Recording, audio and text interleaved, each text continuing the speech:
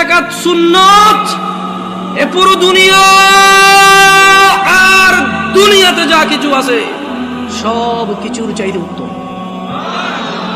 তাহলে যে 2 রাকাত সুন্নত পৃথিবীর চাইতে উত্তম, ওই 2 রাকাতের সুন্নতের পরে যে 2 রাকাত ফরজ রয়েছে, এই ফরজের আল্লাহু আকবার কি দিয়ে মিটাবা?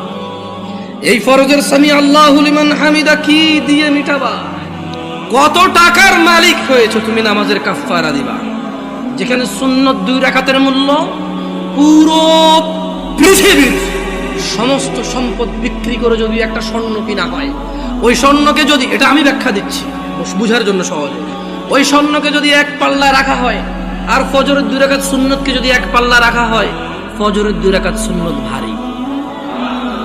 ওই সুন্নত এত ভারী হলে ওই ফজরের নামাজের ফরজ যেটা তুমি ঘুমের মধ্যে কাটিয়ে দাও,